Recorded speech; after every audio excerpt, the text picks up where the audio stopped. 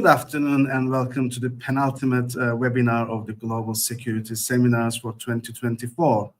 My name is Mustafa Chirakli and I'm the director of the Nearest Institute. And today, once again, we will be looking at some of those pressing international security issues that have challenged governments and societies alike. We all know that border conflicts are one of those issues that present key challenges and key insecurities, create insecurities for societies around the world.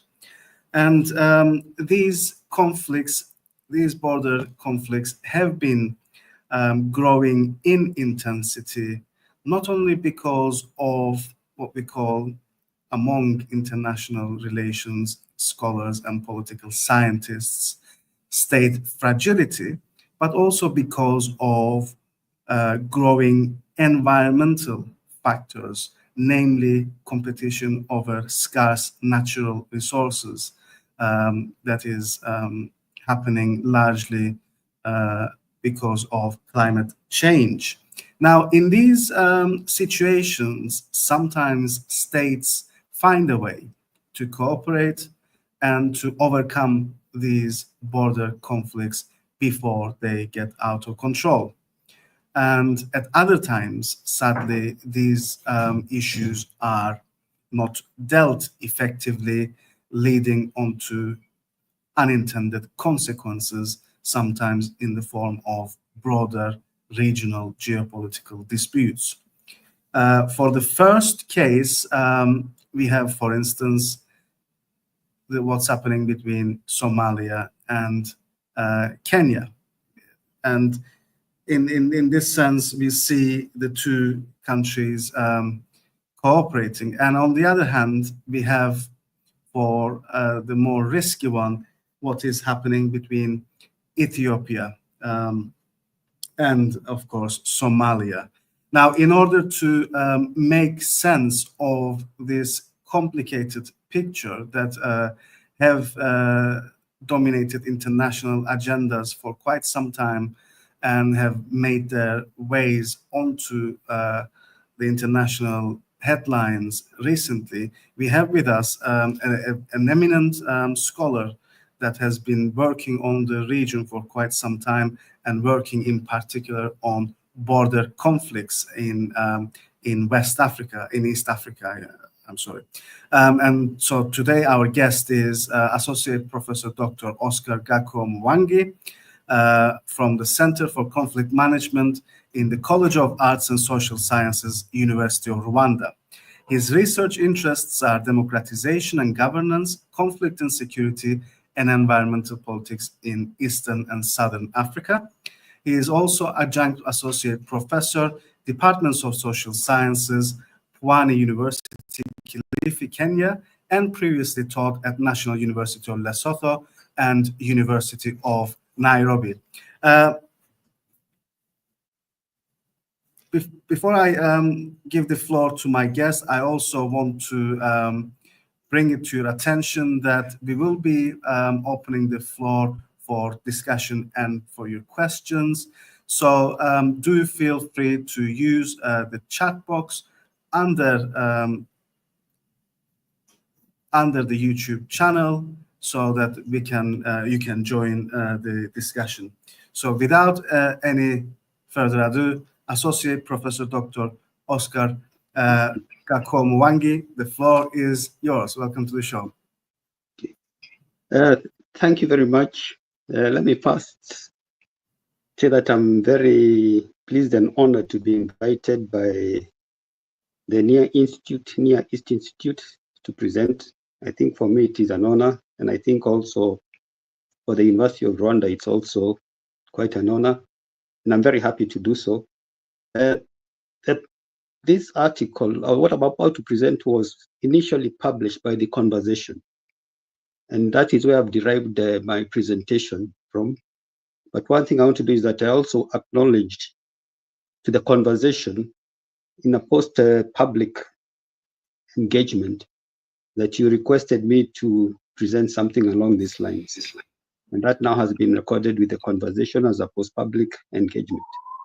So for today, I'll be looking at state fragility and conflict at the Kenya-Ethiopia and Somalia border, including the interstate relations among these three countries, Kenya, Somalia, and Ethiopia.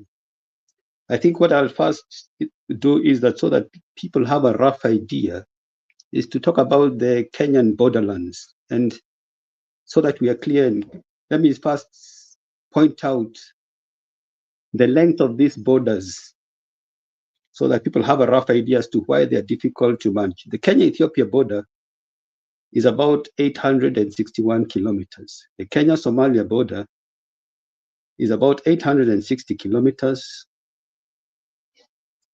There's also the Kenya-Tanzania border, which I'm not going to talk about Kenya and Tanzania, but let me just mention Kenya and Tanzania is 769, Kenya-Uganda is 814 kilometers, Kenya-South Sudan is 317 kilometers. So the total length of Kenyan borders are 3,442 kilometers. Why I'll focus on Ethiopia and Somalia is because those are the biggest threats to national security in Kenya and also the region. So my argument is that the state fragility in the region, the conditions of state fragility in the region are the ones that provide the political opportunities for non-state actors to emerge and thrive due to inadequate provision of state security by these countries. Kenya and Ethiopia and Somalia can be considered as fragile states because they are unable to provide effective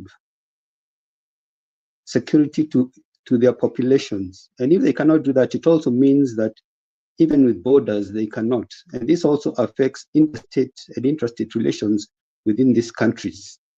And that is why we see all these security threats, transnational security threats emerging within these countries.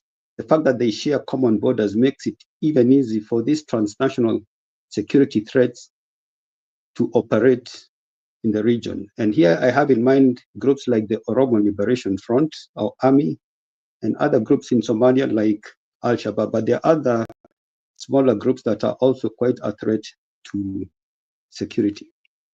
What I would like to say is that the drivers of conflict are also related to this state fragility. The fact that these states do not have the capacity also to implement some of their policies also makes it difficult to contain conflict and insecurity.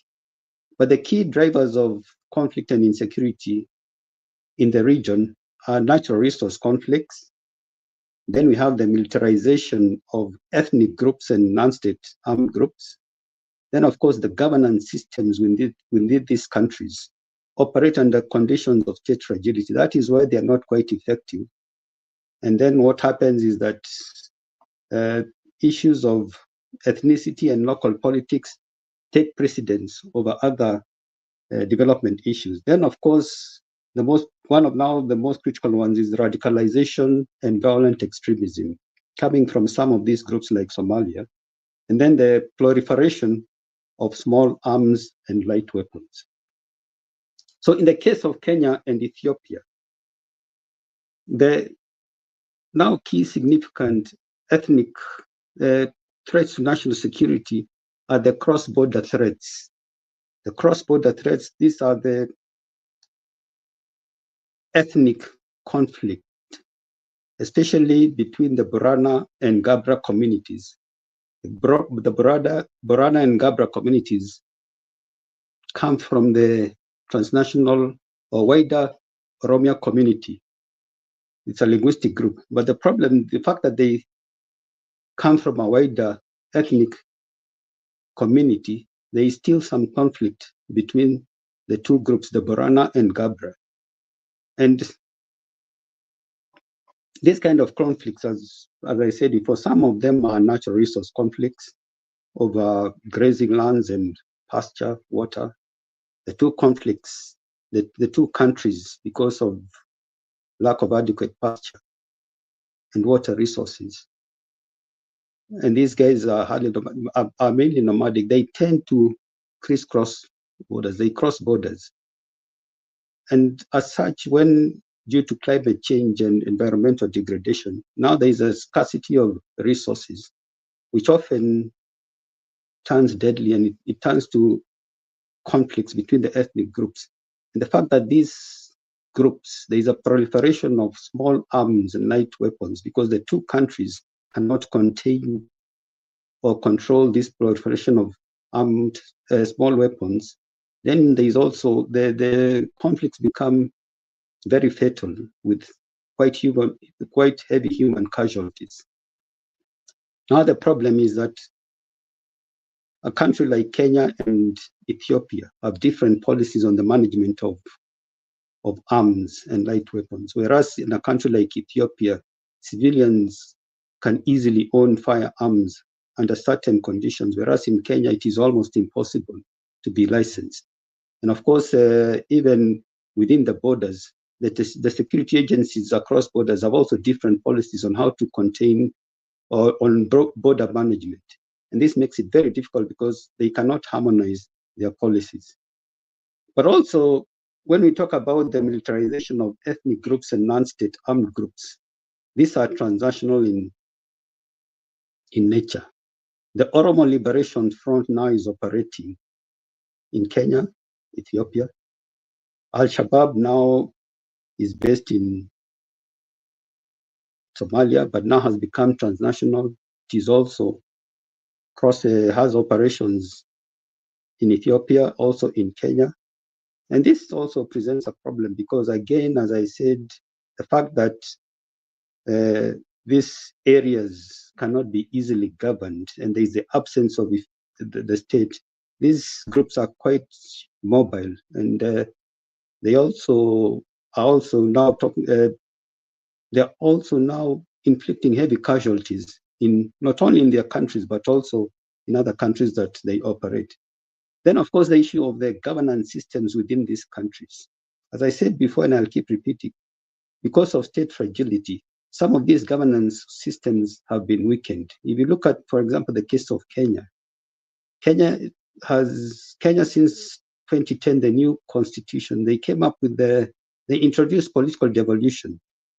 But once again, political devolution in these border regions doesn't seem to be working for the simple reason that the security, they're unable to deal with security because security governance in Kenya, for instance, is still at the national level. It is centralized.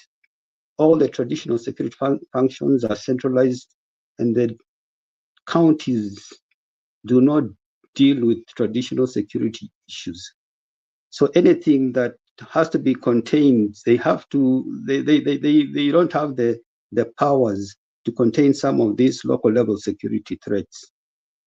Now, also issues of the governance systems, because they are poorly mismanaged, they lead to the ethnicization of local politics. And of course, this also just exacerbates the tensions between the ethnic groups living within these systems. Now, also, when I said earlier about radicalization and extremism, groups like Al-Shabaab are taking advantage of these resource conflicts, of the militarization of other groups, the weak governance systems.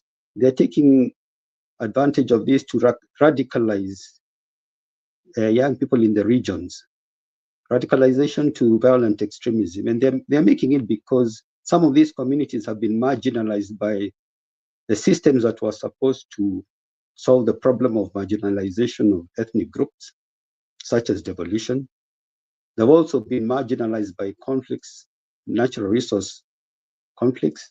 They've also been marginalized by the militarization of ethnic groups. And as such, they become targets. They become targets for this kind of radicalization to violent extremism. And to cap it all, there is the proliferation, as I said, of small arms and weapons in the region. Now, in the case of Kenya-Ethiopia, the biggest challenges now we are seeing is the cross-border threats, especially, of course, I've mentioned about the Rwandan communities, but now we have the non-state armed actors like the Oromo Liberation Army, which was a breakaway from the Oromo Liberation Front, which has begun cross-border excursions into Kenya, because now they are pursuing Kenya, they're pursuing people in Kenya, and the Ethiopian government, the Ethiopian officials have started saying that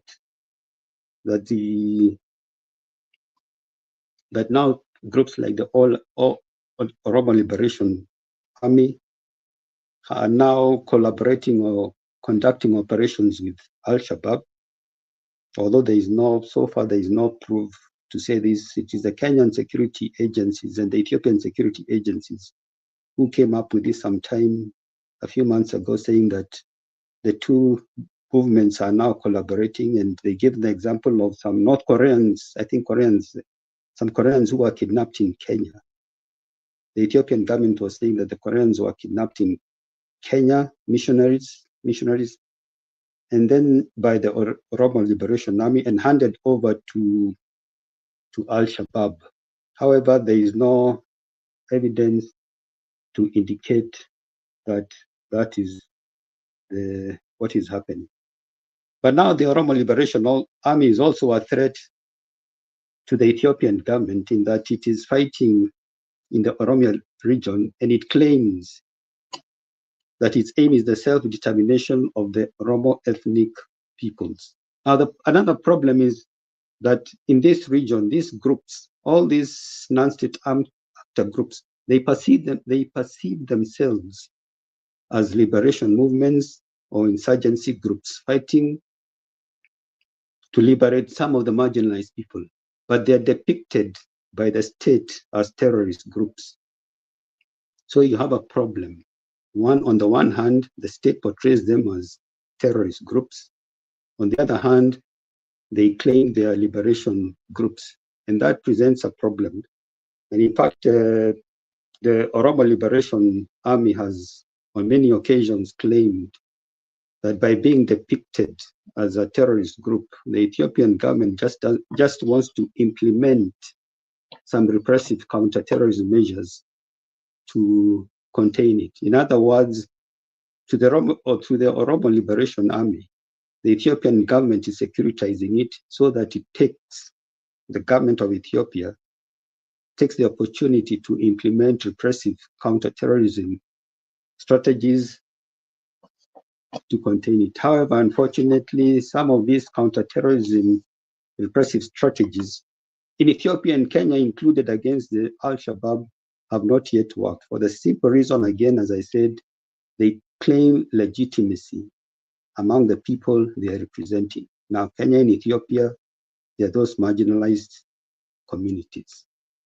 And those marginalized communities, some of them believe that they are actually represented by these groups. Now, there is also the issue of Kenya-Somalia. Kenya-Somalia, the main issue is that Somalia was once a collapsed state. It is now coming up. But Somalia still is unable to provide adequate security to its citizens, because it was at some point some collapsed state, but it's on its way. And despite the fact that there have been many external interventions in Somalia, not much has changed in terms of bring about effective security in the country. There were the American interventions from the US in the 90s, which miserably failed. Then we had regional interventions. For instance, there was the AMISOM, which became ATMIS, which became now is going to be AWSOM. And the fact that these external interventions in Somalia have been depicted as by Al-Shabaab as foreign interventions, as agents of imperialism, neo-imperialism, whatever you want to call it, agents of what, and therefore they find it very difficult to operate in countries like Somalia. Even Ethiopia was also depicted as an apostate state and a force that had invaded Somalia.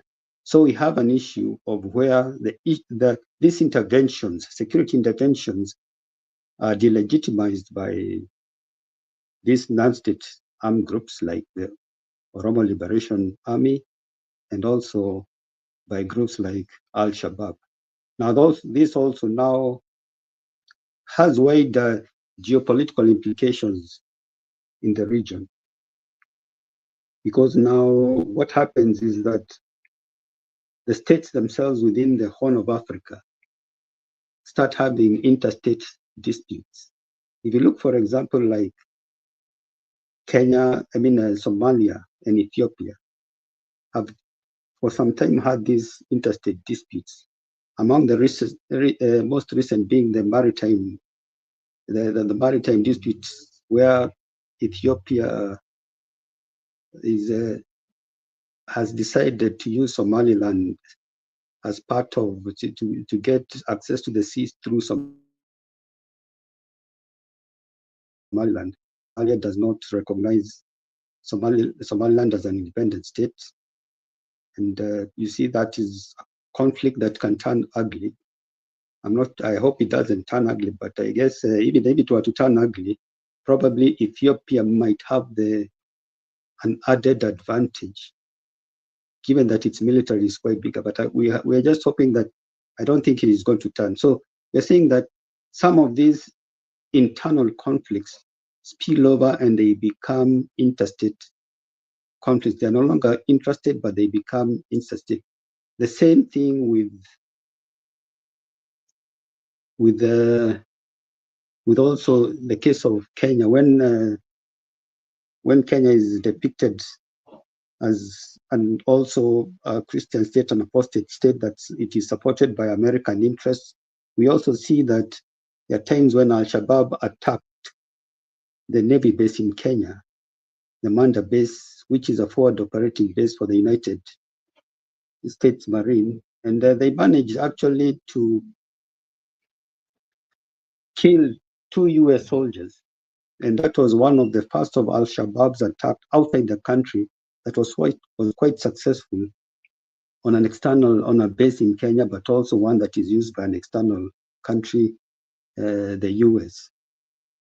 So if I was to just mention some of the key Al-Shabaab attacks in Kenya, I think these ones people know them.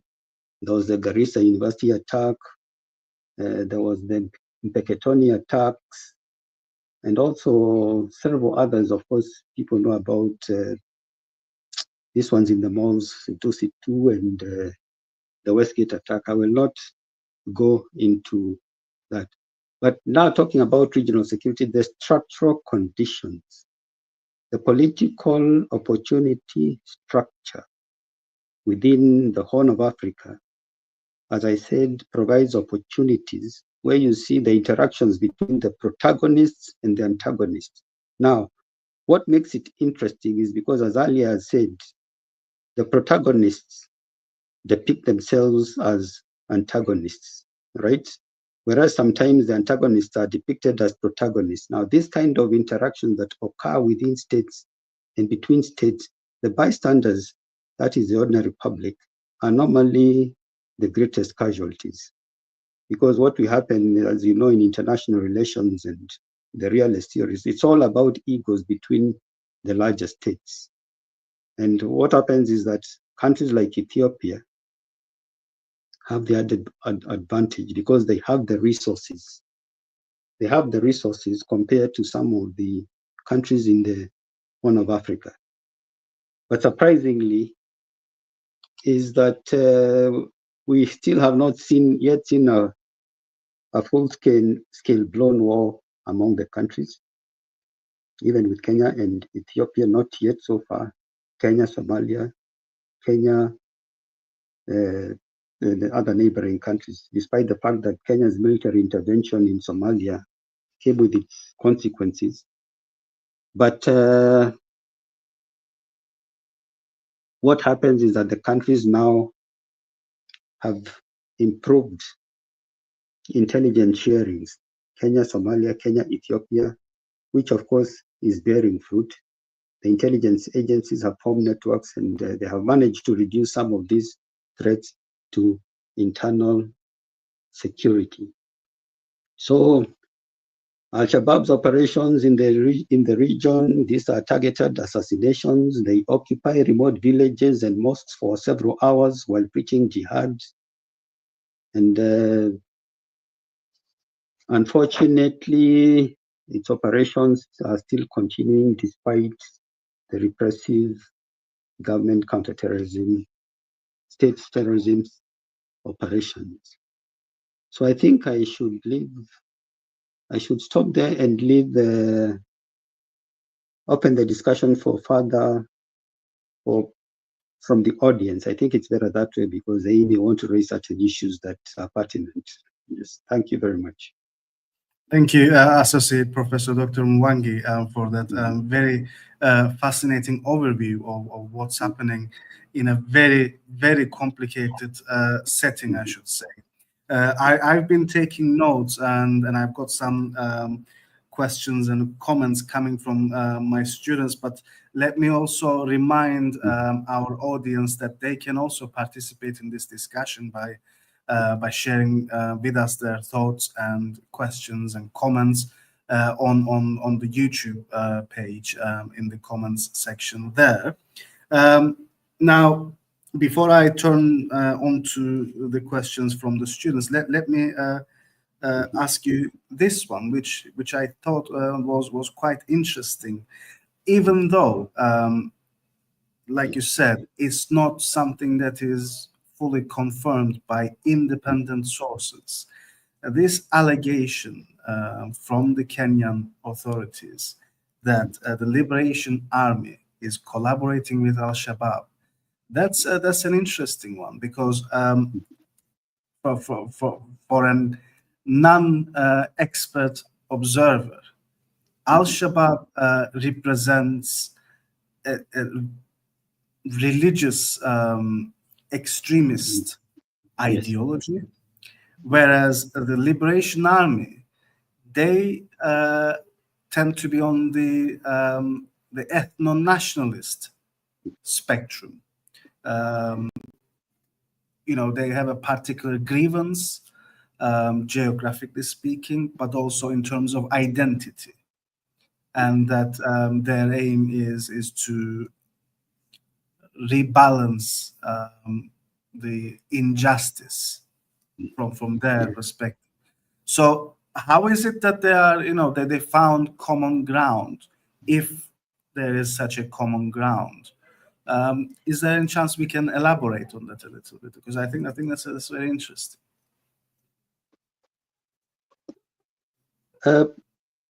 One common ground is that, as I said, and this is the political ground, right? The political ground all has to do with their shared common interest in as far as they claim to be representing marginalized communities, right? Now, for them, it doesn't matter whether it is religion or, as you say, ethno-political, because you see, Al-Shabaab takes this extremist ideology, the Salafist ideology, right? And it hopes that way it can convince the marginalized Somalis to take up that kind of ideology. The Oromo Liberation Army claims to speak for the marginalized Oromo communities in Ethiopia, right? That is one common ground, but there is also the other one, which is not normally mentioned, the economic grounds. That most of these groups also have an economic agenda. And when I mean an economic agenda, they actually do business, right? In order to survive, they must generate income. And some of them also participate in these transnational organized crimes. They support supposedly things like human trafficking, arms smuggling, etc. So there is a tendency for them to cooperate. If Al-Shabaab is already controlling parts of southern Somalia's economy, and the state is is actually has been derived of some of that income. That's how they survive. In fact, Al-Shabaab is one of the most profitable groups of the Al-Qaeda groups. It is even alleged that it is the one that is now financing Al-Qaeda because it is able to generate a lot of revenue from within the region. Now, what happens is that any organization that is willing to do business with any other similar organization, irrespective of, as you said, their religious differences or ideological differences. In fact, it was alleged that the handing over of those persons who were kidnapped was purely a business deal, right? Because Al-Shabaab normally kidnaps for ransom. So if someone can kidnap for you and hand over people who've been kidnapped, they usually demand ransom when they kidnap. So I guess that is the economic aspect, and that is why probably sometimes enemies collaborate purely for the economic motives. Yes. Thank you. We have a question from the member of the audience. We have Zainab Suleiman, and she's asking, how does the conflict between Kenya and Ethiopia affect the relations between the two? So I suppose this kind of incursions into the perilous border zones, how is this affecting the relationship between the two countries, which some of us would expect to be quite harmonious?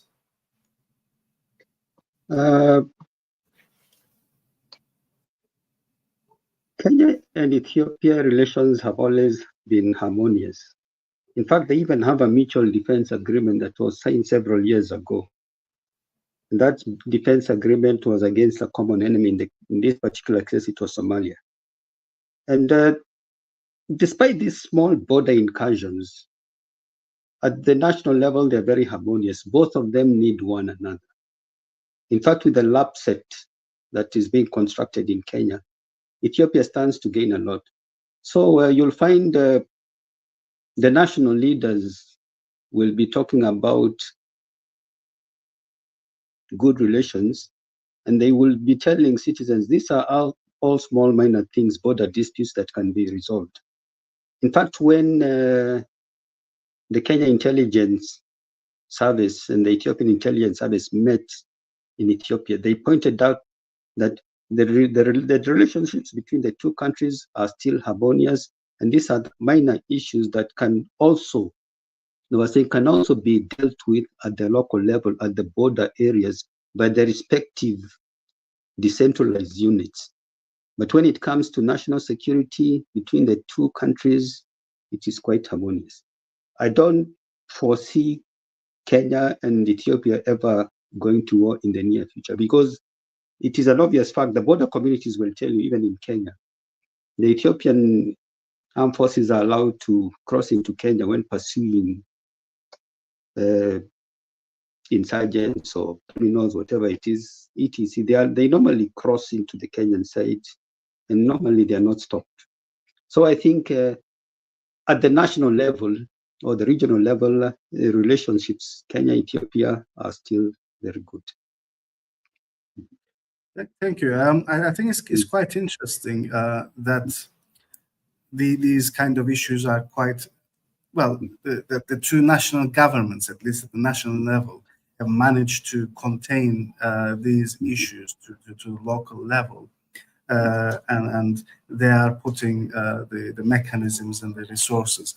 Well, at least they are trying to. But I think the issue of mechanisms and resources to deal with these, that's where it gets a bit tricky. And that's when sometimes, from other cases, experience tells us that that's what justifies external intervention or external help.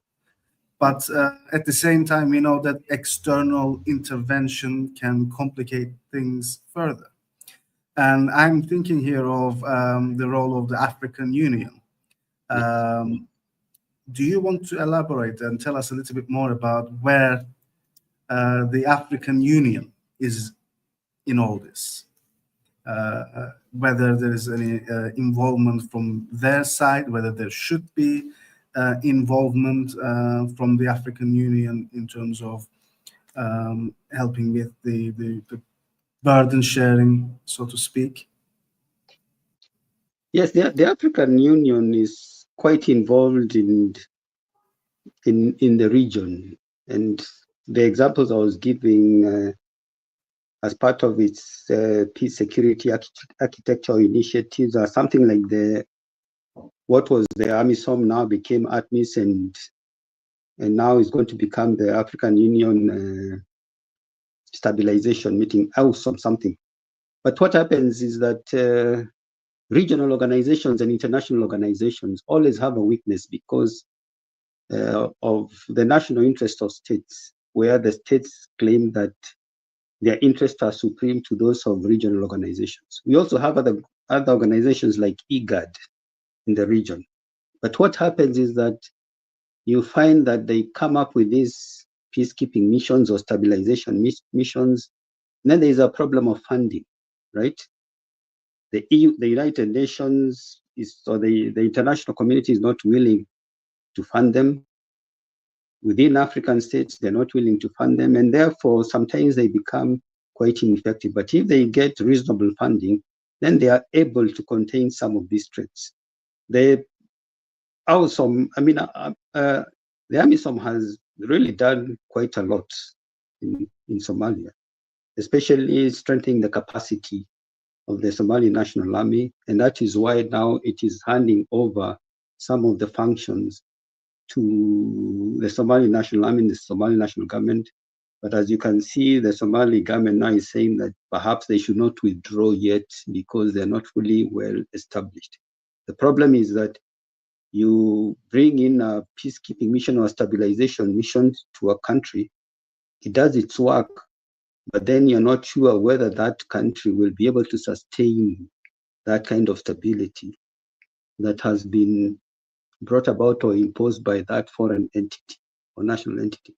You can stabilize a country, not just anywhere in the world. I mean, it's common in Africa. You have all these peacekeeping missions, but what happens when they leave? Because they have to leave at some point. And have they actually entrenched? Have they actually made sure that that country is stable? Sometimes they just leave simply because they've run out of funding. So, I'll still give credit to the AU. It is trying its best in Africa, but unfortunately, as I said, the interests of the individual states, sometimes their national interests override the wider global interests. Yes. Thank you. We have another question, and this time from one of our colleagues here at the Department of International Relations, the head of International Relations, Associate Professor Dr. Said Akshit. He says, "Thank you for your enlightening speech. Ethiopia's interests to have access to sea and diversify its connections through Somaliland received reactions from countries such as Egypt as well. How, in your opinion, involvement of such distant actors can influence the already conflictual nature of the region?" And the second part of his question is, would that have any influence on the functioning of the AU in handling its operations in the region? So a very good question, I have to say. Let me talk about the first one of Egypt and Ethiopia, right? With Egypt and Ethiopia. Now, I think here, in the case of Ethiopia, in the case of Egypt cooperating with Ethiopia, I guess for them it is pragmatic, because there's also this looming conflict on the use of the Nile waters, right?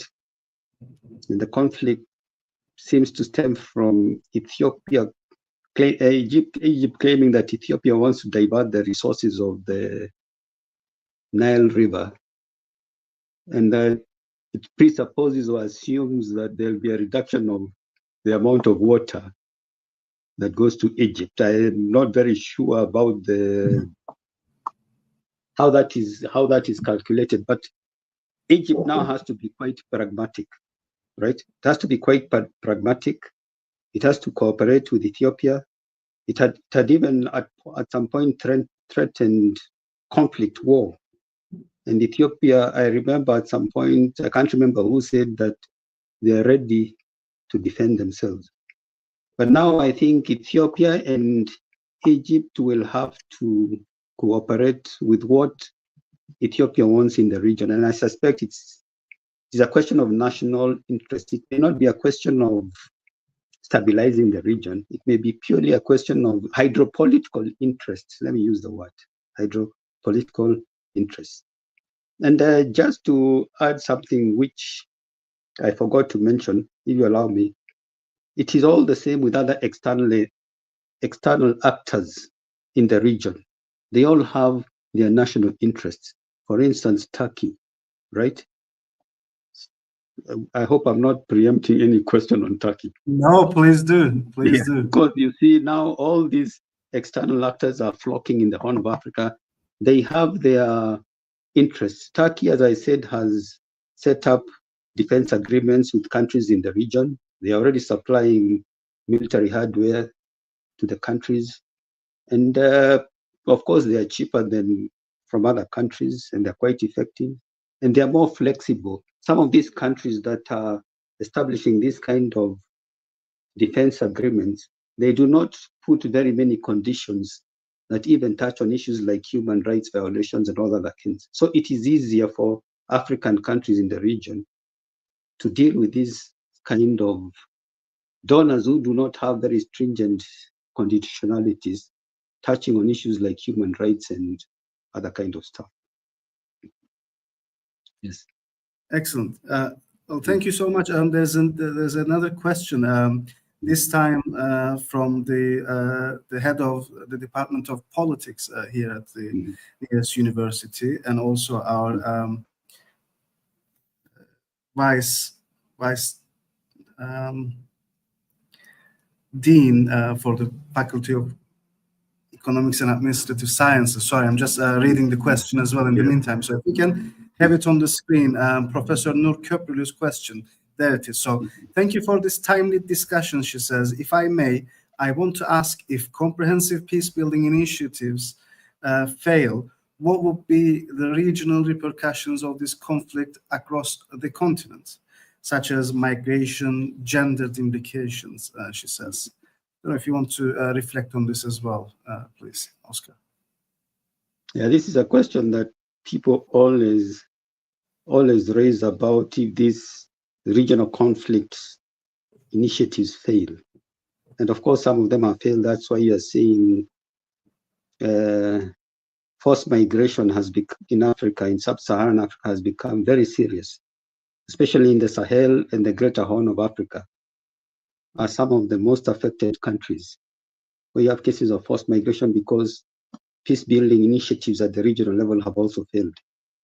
But sometimes I may be an idealist, but I always say that perhaps if we talk about the indigenous peace-building initiatives that take a bottom-up approach, then hopefully in the long run that they may succeed. But what we are saying about it is, of course, when the regional initiatives fail, then of course there are adverse effects on issues of migration and the problems of migration that lead to not just transnational crime, but also things like environmental degradation coupled with climate change.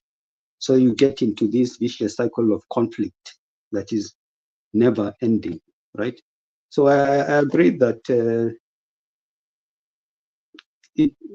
I'm still optimistic, but I believe that there is still room for regional initiatives.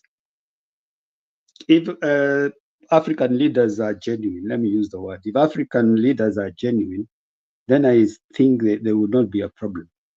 But yeah, as long as the national interests of each state override the regional, national, international interest, then there's going to be a problem. Yes. Excellent. I think it's it follows from the same thread of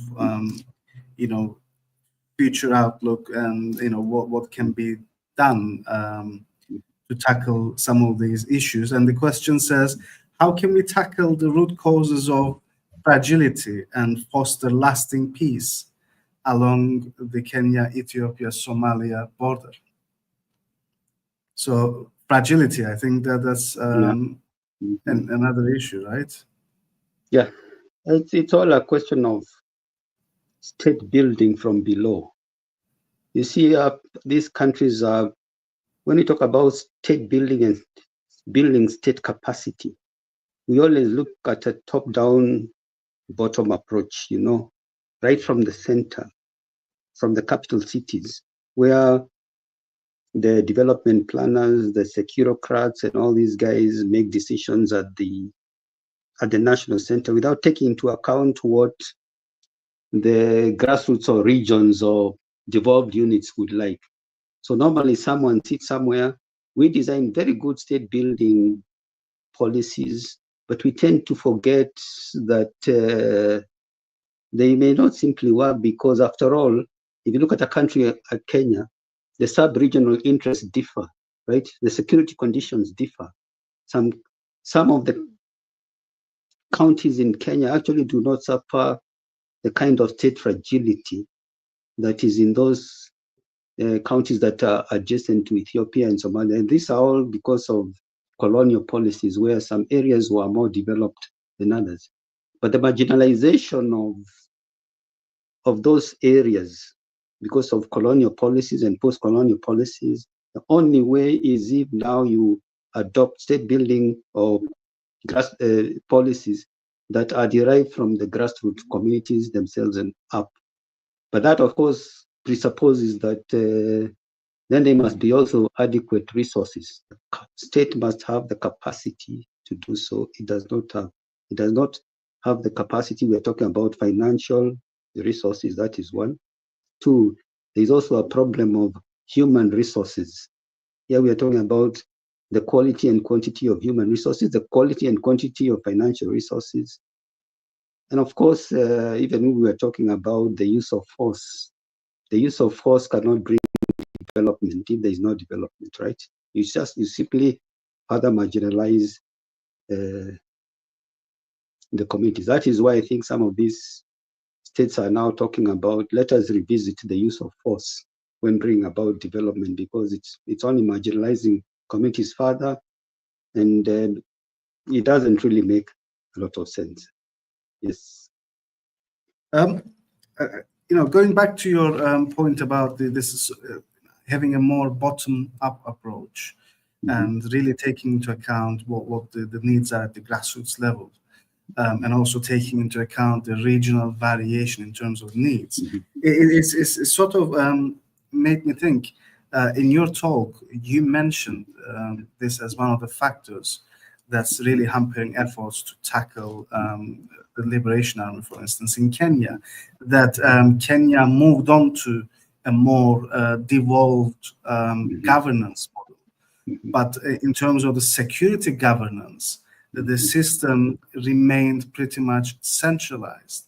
Now, bearing in mind what you said in terms of the resources, is that the reason why the security governance in Kenya remains centralized, or is it something a bit more, similar to something that we are used to see in this part of the world, which is that there are institutional breaks and certain cliques, and the agencies do not feel comfortable in terms of giving up their power? Which is it? Yeah, but it is the latter, because